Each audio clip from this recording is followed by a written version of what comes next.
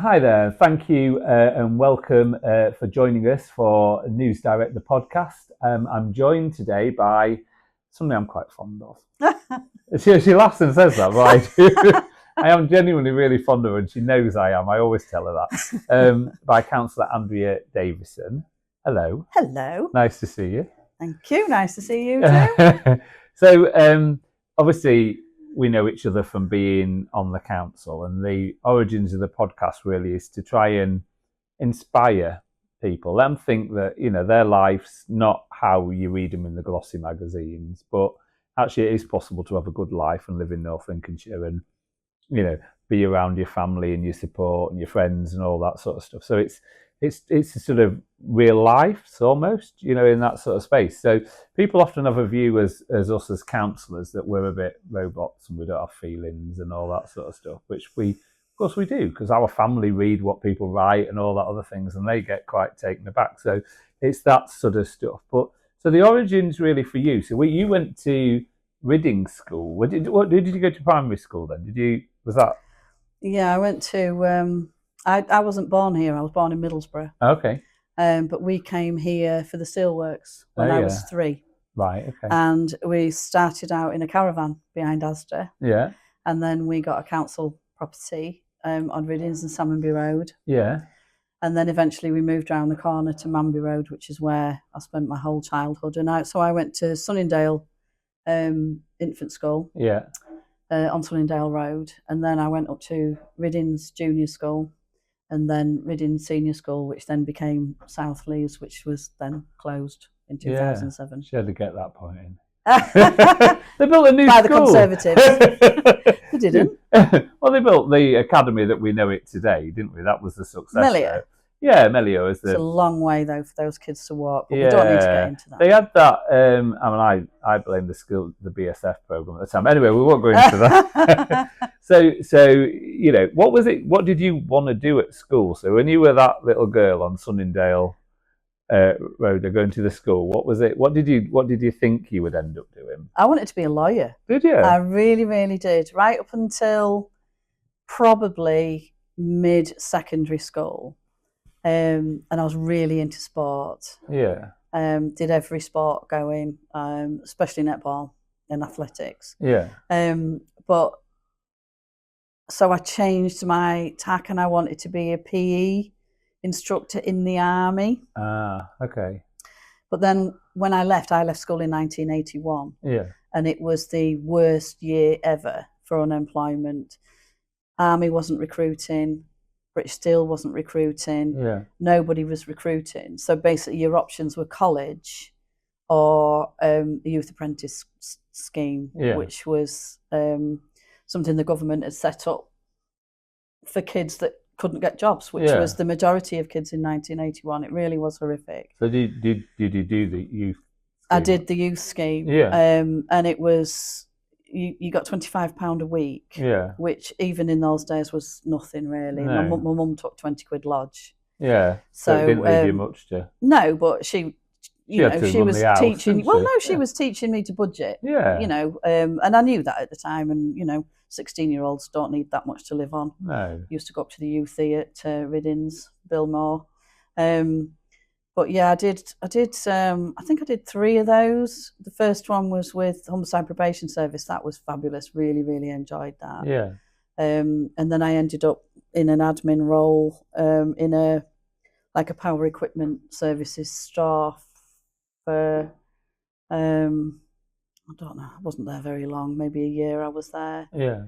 And then I did sort of various other admin jobs because I got married and started having the children, worked at the hospital, worked in a school, did lots of different things. And then eventually a job came up for the MP, who was then Elliot Morley. Yeah. And I thought, that's right up my street, that. But I didn't really expect to get it, and I did. And you did? So no looking back. Yeah, absolutely loved it. And when did you first come onto the council? 1997. So right from the start. Mm-hmm. I came in when Ian Carsey, who was the then leader of the council, he was elected to Parliament. Yeah. And so there was a vacancy in Ashby. Of course. You came in a by-election then? Yeah, quite literally. worst turnout ever up until I think maybe last year or the year before, 14%. Because it was just after a general election. Yeah, of course it was. People had had enough; they didn't want to vote anymore. So so I came in then. And what was it like, that campaign? What do you remember about it? So you clearly had an interest, and obviously that was my dad, my stepdad. He was really sort of into social justice, and he was a socialist, I would say, but he did join the SDPs briefly. But yeah, I probably got it from him. But I always had a really strong sense of injustice, and so yeah, working for an MP, I thought, let's see what actually happens there, and that's what started it, really. And you capture people's stories working for an MP, don't you? You hear the extremes of how people's lives are affected by, for all sorts of things, aren't they, really? Yeah. And what was that like every day looking? Because it can be quite, if you capture we capture people's challenges every day, but what was that like, having that as a job? Well, that's even wider. It's a wider challenge. I started that in 1992.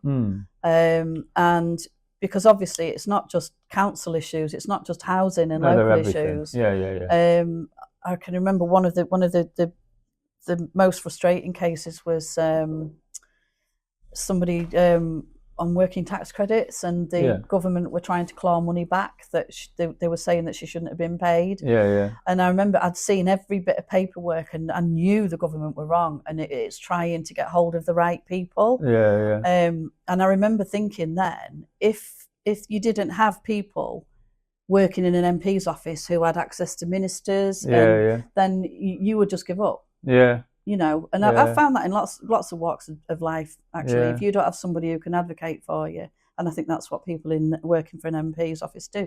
You used to do it. Same job. But I think it's a bit the same as being a councillor, in the sense of we have a role to champion people. Some people don't have a voice. I don't mean because they're weak or frail or any of that, but actually for some people the system is so big.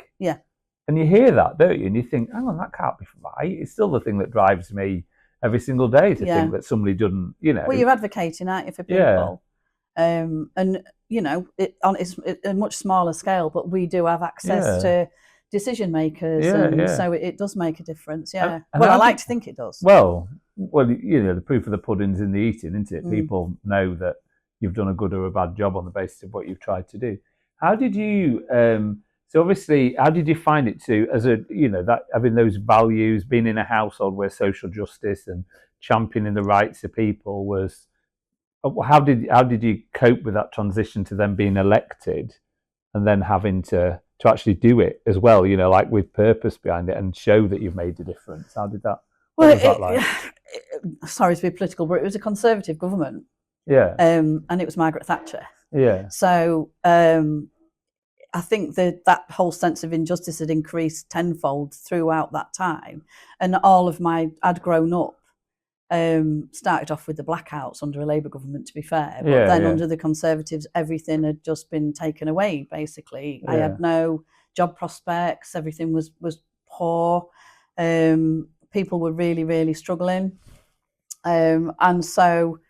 And my kids were still young. I think my youngest, when I was first elected, I think my youngest was only about 8. Right. And what was it like juggling there as well? I suppose that was and I had 2 jobs as well. So, but when I was elected, I was told, honestly, you won't have to do anything. You got conned by that as well. Yeah, you can be a backbencher. You can just look after your constituents. You won't have any jobs to do. But then, unfortunately, one of our councillors got a brain tumour, Councillor Oliver Defellin, just before your time, and we used to have committee structure then, so you had chairs, which were the equivalent of cabinet members, and he was the chair of commercial services, which is everything to do with neighbourhoods, basically. And basically, I had to step up into that role really, really quickly, and then. I was a governor at 2 schools, which I think was really what motivated me.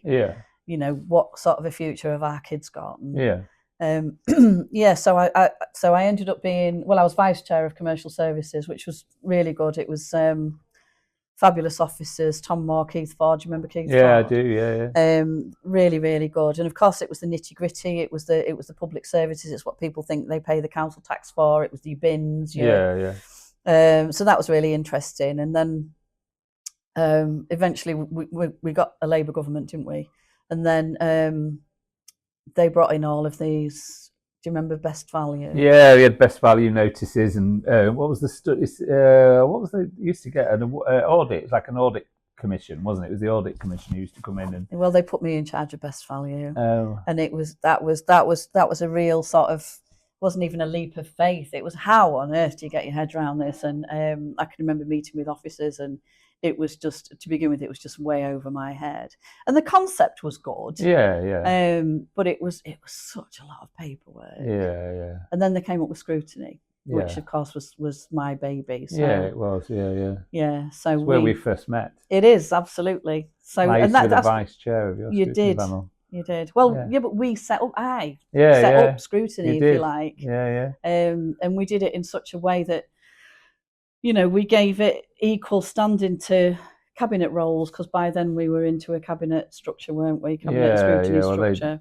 Well, it was the Labour government then said you needed to be in that strong leader model, wasn't it? They said you needed to be and you needed to have people who were, which I don't. I mean, I liked the committee structure. I was a bit like you. I liked it, but having said that, you never quite. I think from an officer perspective, you never quite knew what policy you were getting, were you? You were a bit like, it was in the debate sometimes. Even in political parties, when it got to the debate at the night, people would pair off because they'd see how their ward was going to be affected by something, and you'd be like, hang on, suddenly I went with a majority and now I've got nobody.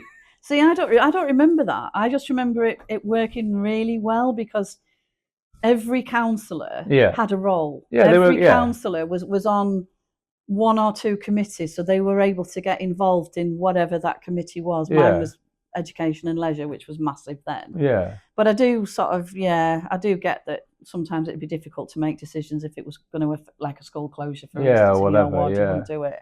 But you did have, you were taking people with you, so you weren't making that decision by yourself. So you never, you felt you had the backing of that mixed group, if you like. So.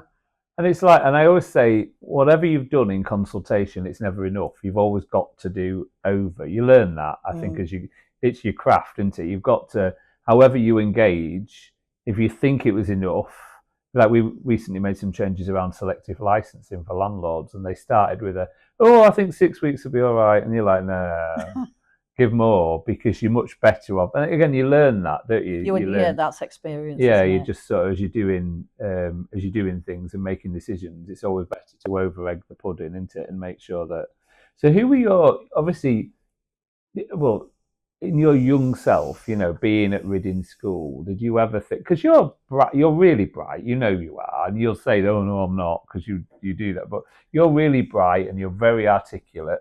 That's something that drew me to you, because I like strong women who were capable of being able to forcefully put their point. And I was always the kid at home. My dad and my sister, because my mum died when I was young, they'd say, well, if there was a women's team, our Robert always about the women's team. He wants them to do well, and and actually weirdly, but so I'm always drawn to that. So what would your, for your formative years, what did you think? Did you think you'd end up in a role like you were in? No, not at all. Not at all. I think from a young age, it's interesting what you've just said about strong women. Are not considered strong. Assertive women are considered aggressive. Yeah. And that's something I learned when I was quite young. Yeah. And I do firmly believe that, I think it's improving, but I do think women have to fight twice as hard to get anywhere. I agree. Than men do, and even at school. Yeah. I mean, I had some fabulous teachers. I had some awful ones as well, but I had some really, really fabulous teachers that. Yeah. And I had one, my English teacher. Everybody's got a teacher that they will always remember, and mine was an English teacher, Mr. Turner. Yeah. And we got on really, really well, but we used to fall out as well. That's the sort of relationship we had. We could fall out, and I can remember him once saying to me in front of the classroom, And I can't remember what I'd said to facilitate this, but he said, "Do you know what, Andrea?" said, "I'd love to know what your IQ was." And he didn't mean it. It wasn't in a No, he wasn't trying nice to put way. you. Yeah, yeah. No, Oh, did he? No, he actually, yeah, he was trying to put me down, and I can remember just laughing. And then after that, I can remember I had to hand in this assignment because that was the first year of the 16 plus. Oh, yeah, yeah. And I had to hand in an assignment, and he gave me a C, and I'd never had a C. I'd never had a C in my life, and I was really, really upset. And about 6-7 months later, I think it was coming towards the end of the school year, and we had to check that the assignments we wanted to go forward for the 16 plus modules, the exam, we had to hand them back in, and I got this one out, and it was in pencil. So I gave him it back to remark, and I got an A-. So it just goes to show that even the best teachers can be influenced by the moods that they're in at that day. Yeah. And I mean, you know, in those days, it wasn't really that important, but I can remember going on to my mum and saying, he gave me a C- for that. And now look, and she, because she worked at the school, you know, I could never get into trouble at the school. She was the person. Because she knew. Oh yeah. And she wanted to take it up, and I said, "Oh no, Mum," I said, "It's sorted, you know, I've got the right grade."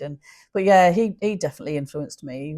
He was great. Ted Turner, I think he's died now, but so he would be a role model at that stage. Have there been other role models that you've thought actually? Yeah, but again, at that early stage, I would say, you know, like my PE teachers were fabulous, and they really encouraged you. And if you showed willing and showed a little bit of talent, then they would help you. Yeah, they would help you that. Yeah, I ended up playing for the town, the Scunthorpe District Netball Club. I ended up playing for the county. Yeah. And they encouraged that all along. So I think, but I did sort of learn quite early that you've either got to shout louder or don't bother, which is sad. But and I think women are given a lot more encouragement and opportunities now. Than they were. Yeah, that's how it should be, isn't it? Well, it is. But from the same token, you know, you don't want somebody to offer you a job just because of your gender. So you know, there is a danger of going down that route. But yeah, I do think that. And I can remember somebody once, I think it was after a full council, and somebody said something not nice, as they do. And it was somebody else that had said, "You wouldn't be saying that. If it was a bloke, you wouldn't have said that." Yeah. And it's very true. Yeah, I think, as you say, they're different. I think we could measure them as being better. Something that I always say to men is, would you want your granddaughter to face the same level of experience as sometimes in language terms that, you know, people say things. I think it's just, maybe it's a generational thing, but you see, to me, it's not acceptable to have a view that, you know, equality matters, and so therefore it's not, you know, like sometimes you'll get people who'll say, "Oh well, you know, women wanted the same pension age and now they've got it and now they're moaning about," you know, and I listen to that and I think, what the hell are you talking about? Of course, well, you know, so who contributes, and you know, why shouldn't everybody have parity of, you know, I find that, and you champion that as well. So I mean, you were weirdly, but you were a role model for me, because you would use language. Of course, I didn't always agree with it, because you can't, you know, and a lot of it is about tone, isn't it? You know, the way that you adopt. I think you got quite used to having to shout. But you see, with me, you didn't have to shout. No. And so sometimes we would rub up each other against the wrong way. But I think it never got nasty though. No, not at all. But yeah, never got nasty. I think you need a certain maturity, don't you? Well, which you just inherit. You that's what happens in life, isn't it? Your experiences treat you to be in that way. But I think so. How did you, you know, being on the council, facing what you will have faced, you know, from politics from all spaces, because that's how it works, you know, having got into senior roles, it clearly wasn't always positive. What was your experience? What do you mean? Well, just being, as you say, we've just described the journey of a woman, and because it's still quite rare. I mean, I was so proud that a third of my group as elected were women, and I had to work really hard and will continue to work really hard, and I won't rest until it's 50% or more, frankly, for me. But but it's still quite hard, isn't it, in this world to be? Yeah, and I think when I was first elected, that was one of the things that that I did speak regularly on, was the difficulty in women of working age being able to get into politics or getting into local politics, really, because there are so many barriers. I mean, I know that when we were in control all that time ago, we changed most of our meetings to night, evening meetings, so that, and that was to encourage that, you know, especially women, younger women who were working or who had families, so that they might think, well, actually, I could do that if the meetings are all at night. And then, but then again, over the years, it's gone back to predominantly during the day. So I do think it's really difficult for anybody of working age. And let's face it, Rob, unless you're in a really top role like yours, you cannot pay the bills with councillors' allowances. Well, even on 17 grand a year, which is what 17.5 grand a year as leader, which we took it back by 25%. It's not something you could afford to do. If if I had a life, I wouldn't be able to afford to do it. So we're attracting the wrong people, and it's done an about turn, if you like. I think now that, you know, unless you are retired, or you've got an income where you can work from home or work flexibly, I think it's very difficult. I think it's a barrier to younger people. And nobody ever wants to pay politicians more, do they? No, and you know, and there is I have some sympathy with that argument. I'm not advocating for more money, because then we would be attracting the wrong people. We don't need professionals in this job. What we need is people like you, people like me, who got into it because they wanted to make a difference, and they got into it because they live that life. And you know, I'm exactly the same as anybody who lives in my ward, in Scunthorpe, I live on an estate. I grew up on an estate. And I wouldn't want to start to attract professionals or business people not on a regular basis, because then you're not representing the people that you've been elected to. And it is important to be representative. It is very important. I think, you know, the second you look out of touch, your community then kick you into touch, as they shouldn't. But I think the other thing that's happened is, the online stuff, the personal abuse stuff, the Joe Cox, tragedy of a young life lost with, and they did it to a man as well, but, in that same environment. But clearly, it's made for a more toxic environment for politics, which I think is another barrier, isn't it? Well, I'd be really surprised if we all haven't suffered. I've had somebody knock on my door on more than one occasion, making threats. I've had over the simplest, stupidest reasons, calling me stupid, calling me idiot because I'd spoken out on behalf of a resident, and this other person didn't agree, and it can be quite nasty. I don't think, touch wood, I've ever sort of felt particularly threatened, although I have sort of had my personal address removed from all the because there was an instant where I thought, hang on, this could get nasty. So you are really taking a risk and putting yourself out there, especially when you've been elected to champion people. Not there are different ways of doing things, but you only have to look at social media though, Rob, and it's toxic. people are suddenly enabled to show really bad behaviour. And they just feel that they're entitled to do that now. And, it's not that long ago, probably 5-10 years ago, where you would have stopped and no, that could upset people. I'm not going to. But people are arrogant now. They really just think they can say what they like, and it doesn't matter how it affects other people. No. And that's it does very affect sad. People. It is, really. I don't think it's been, society has degraded itself, really, in that space, because, as you say, they're not. And people don't think, they don't even think about the spelling. No. I mean, you'd probably be looking, going, I just want to do an SP next to it. All the time. In fact, I have done that, hashtag there. But sometimes that's just me being mischievous, because I know it winds people up. I know, but I agree with you. But I think there is something about a child's behaviour you wouldn't accept a child who kicked your sofa or smashed your pots, or No. you wouldn't. And I think, as you say, as adults, some people have got into a situation where they think they've got license to just Yeah. be bloody awful to Yeah. people, and and as you say, nobody's doing the job of an elected official for money, are we? No. I mean, No. honestly, But people don't realise that. no, they don't. They really don't realise that, and they think that it's always brown envelopes, isn't it? Oh yeah, they trip What's up over them every envelope look day. like? Yeah. Yeah.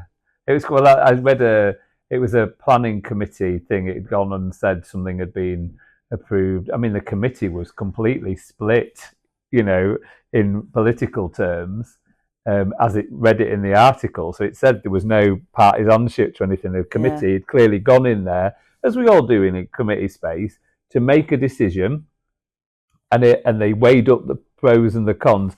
And the first quote was, "Yeah, it's brown envelopes." Well, I think, well, if it got to what I read, knowing how it works, that everybody had been upskittled and gone everywhere, how the hell would you evidence that? Because it's rubbish. Well, they probably didn't even read the articles, to No, be fair. yeah, And that's the problem, isn't it? People have made that judgment, and they're not going to be swayed, and they're not willing to be swayed by any argument, legitimate or other. They just hate us all, and it is a thankless job. Yeah. Having said that, we wouldn't be here if we didn't No. get something out of it, and even the small wins are enough. Yeah.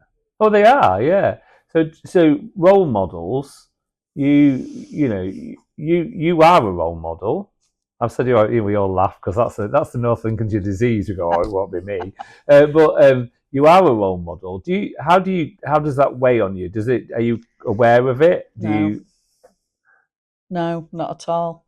Not at all. I think that you alluded earlier to being in a leadership position, and I think really, I suppose you do. You do have to lead by example, don't you? And I do think that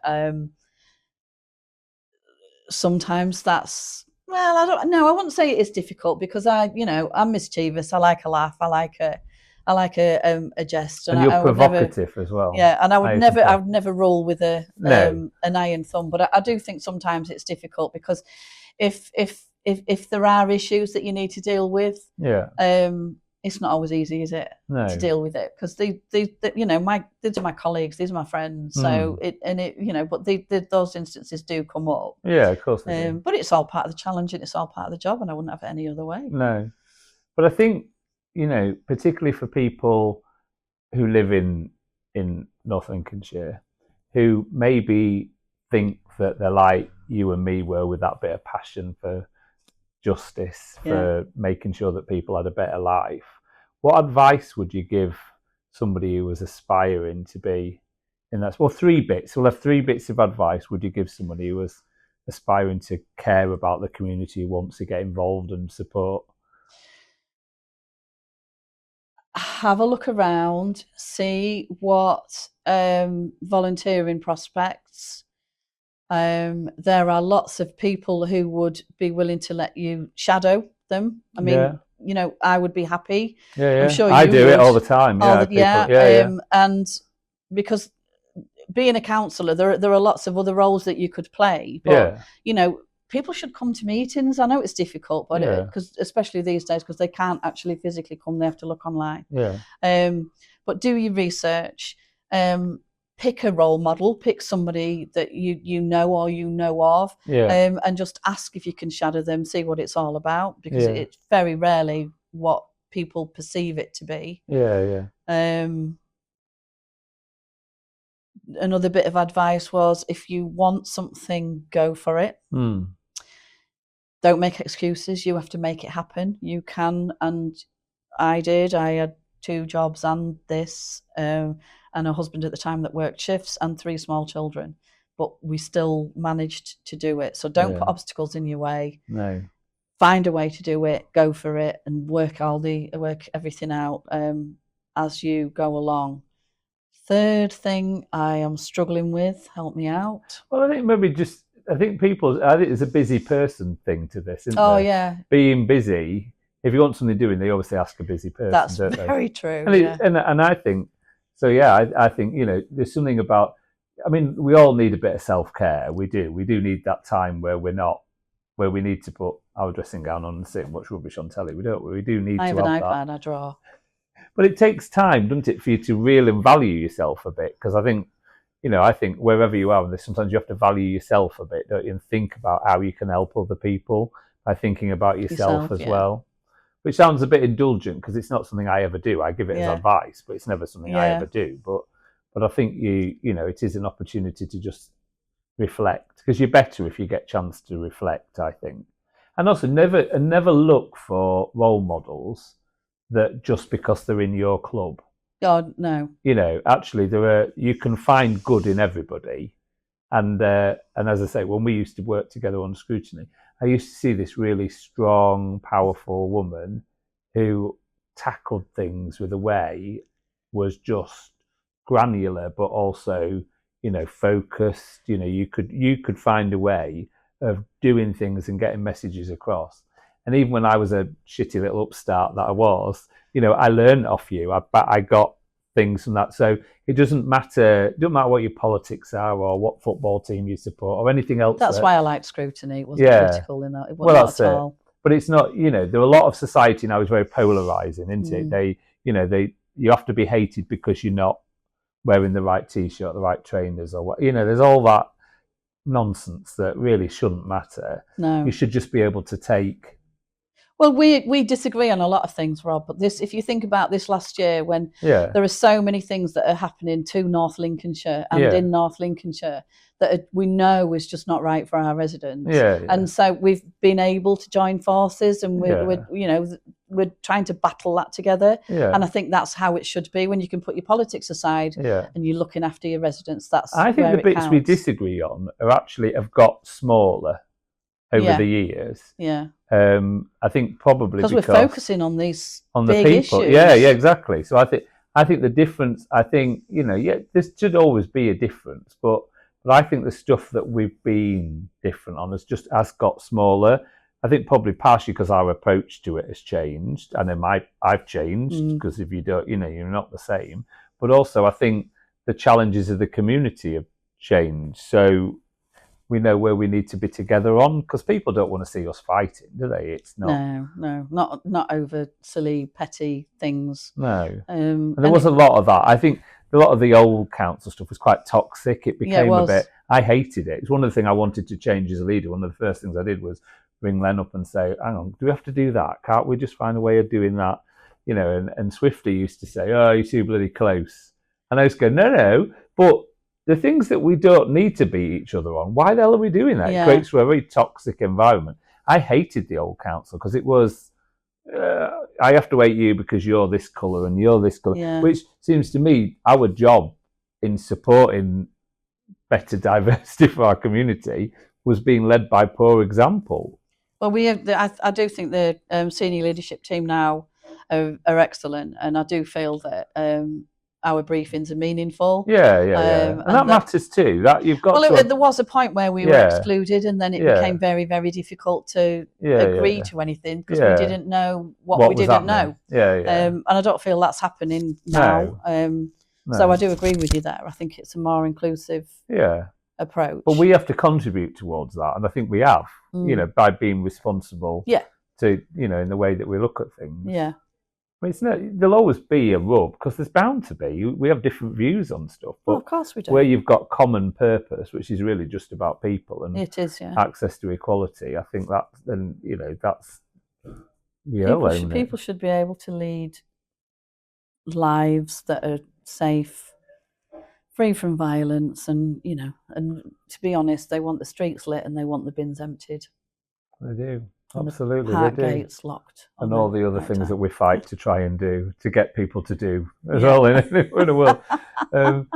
Those go back to so it's the last few minutes now, thinking about your 3 tracks, you can have a vinyl if you wanted. If you've got an old 45, you want to bring with you. I had loads of 45s. Yeah, so did I. No, the 3 tracks they don't really mean anything. They've just always been favourites. One is Meatloaf. Okay. 2 out of 3 ain't bad. Oh, I love a good power ballad. Yeah. Another one is another power ballad, Dan Hill, Sometimes When We Touch. Yes, I know. Such Yeah, a fabulous melody. And the yeah. other one you will never have heard of, and it's the track's called "Yesterday Has Gone," and it's by Cupid's Inspiration. Good dance track. Yesterday has gone. Yeah, I'll have it's a to bit of look a that northern up. soul, Motowny vibe. Yeah, yeah. 60s, 1968. I was only 3. Yes, well, of course. It's funny though. I think when we were younger, because we didn't have television and we didn't have all this media, we did listen to our music. parents. Well, we listened to It our was my parents' sister's music. really. Well, She we was did, 6 didn't years we? older, yeah. Yeah, but we did listen to that, didn't Yeah. we? Because that's what we had. Yeah, we only had BBC One and ITV, and Yeah, I think we had BBC Two and Channel 4. yeah, That was it. yeah. Well, that came later. I can remember And the when test Brookside tube started. thing that you mentioned the other day. Not the test tube, the text. Yeah. Test.